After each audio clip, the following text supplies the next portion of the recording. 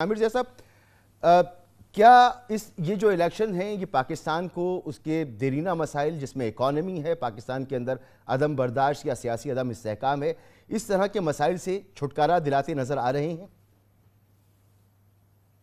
جب وقفے سے پہلے جب میں گفتگو کر رہا تھا تو آپ نے یہ نقطہ اٹھایا تھا مسعود صاحب کہ جو موجودہ الیکشنز ہو رہے ہیں وہ پروگرام کے نہیں بلکہ شخصیتوں کے ہو رہے ہیں جی، لیکن وہ جو شخصیتیں ہیں وہ کیا گفتگو کر رہی ہیں؟ یعنی کہ نون لیگ کا جو پورا زور ہے وہ یہ ان کی ماضی کی خدمات پر،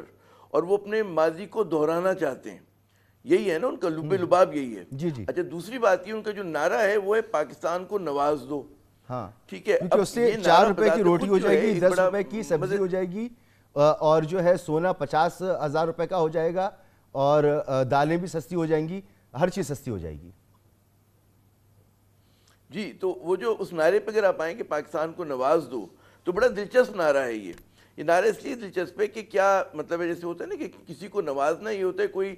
بادشاہ سلامت اپنی رعایا کو نوازے گا، کسی درگاہ کے اوپر بریانی کی پلیٹ سے نوازا جائے گا کسی کو، ہے نا، یہی ہوتا ہے نوازنا جو ہوتا ہے۔ عوام، دیکھیں ہمارے یہاں عوام کو انڈرمائن کیا جاتا ہے، اصل میں عوام جو ہیں وہ دولت پیدا کرتے ہیں، عوام نیا علم تخلیق کرتے ہیں، ان کی محنت جو ہوتی ہے وہ نوازتی ہے پوری ریاست کو، وہ لے کر آگے جاتی ہے۔ فرد کا یقیناً کردار یہ ہوتا ہے کہ اس کے لیے پالیسیز بناتا ہے، فلاں کرتا ہے، مطلب عوام زیرو نہیں ہوتے، عوام جو ہیں وہ شودر نہیں ہے کہ برہمن جو ہے اس کو کچھ چیزیں بانٹ رہا ہوگا۔ ٹھیک ہے، تو نعرہ بذات خود مجھے بڑا دلچسپ لگا، پتہ نہیں کس زرخیز ذہن نے یہ نعرہ سوچا ہے۔ اگر نوازنا یہ ہے کہ نواز دو، یعنی کہ نواز شریف دو، تب بھی بڑا دلچسپ نعرہ ہے کہ بھئی پاکستان کو نواز چاہیے، ٹھیک ہے نا۔ اچھا، اب جس چیز کا یہ پورا کہتے ہیں کہ جی ہماری ماضی کی کارکردگی نون لیگ کہتی ہے،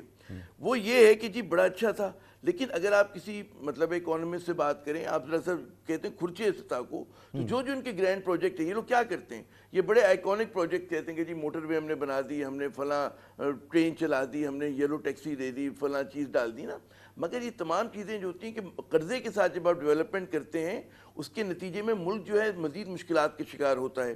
آپ نے بجلی کی کیپیسٹی بڑھا دی بغیر یہ سوچے سمجھے کہ جناب ہمارا انرجی مکس کیا ہے، اور اس کی وجہ سے جو 70% ہم بل دیتے ہیں وہ کیپیسٹی پیمنٹ میں دیتے ہیں، اور 21 ٹریلین روپے جو ہے وہ اس بار کیپیسٹی پیمنٹ ہے۔ تو یہ تمام چیزیں کن لوگوں، کون ذمہ دار ہے اس کا؟ یہ ماضی کی حکومتیں ذمہ دار ہیں۔ پہلا موٹر وے بنا تھا اسلام آباد اور لاہور کے درمیان، وہ موٹر وے کی کوئی اکنامک سینس نہیں، یہی تو وجہ ہے کہ وقت پر سر بادشاہ سلامت کی خواہش تھی، وقت پر بر وقت منشور سامنے نہیں آئے خواہش تھی کہ اس پہ بات بھی ہو پاتی، تو ہمیں تو موقع ہی نہیں ملا نا، میڈیا کو تو موقع ہی نہیں ملا اس پر بات کرنے کا۔ آپ پتہ نہیں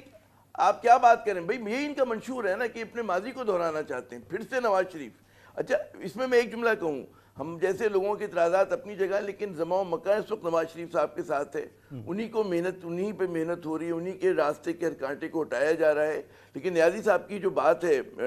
یہ بلاول بھٹو صاحب ایک ڈارک ہارس ثابت ہو سکتے ہیں، کیونکہ آپ ایک حد تک عوامی موڈ کو کنٹین کر سکتے ہیں، مینیپولیٹ کر سکتے ہیں، بہت زیادہ نہیں کر سکتے۔ تو ابھی اس نئے الیکشنز کی یا تو بالکل ہی مطلب ہے کہ مرضی کے نتائج لائے جائیں، وہ میں کچھ کہہ نہیں سکتا، لیکن جہاں پر بھی اگر صحیح کاؤنٹنگ ہوتی ہے تو یقیناً پیپلز پارٹی بھی ہے، آزاد امیدوار کس حد تک سامنے آتے ہیں، پھر ان کے بعد میں ان کا کیا اشر ہوتا ہے ایک الگ بات ہے، لیکن آزاد امیدوار بھی ہوں گے، تو غالباً جو لگ رہا ہے کہ جی نواز شریف صاحب کے لیے زماں و مکان کے ساتھ ہے، میں اعتراف کرتا ہوں ہے، لیکن کون سا ایک ایسا ایئر پاکٹ آ جائے کہ جس میں جہاز جو ہے لڑکھڑا آ جائے، اوپر نیچے ہو جائے، وہ بالکل الگ بات ہے۔ ٹھیک ہے، میں اگلی دفعہ اگر آپ سے پوچھتا ہوں وہی سوال کہ کیا مسائل سے نکل پائیں گے۔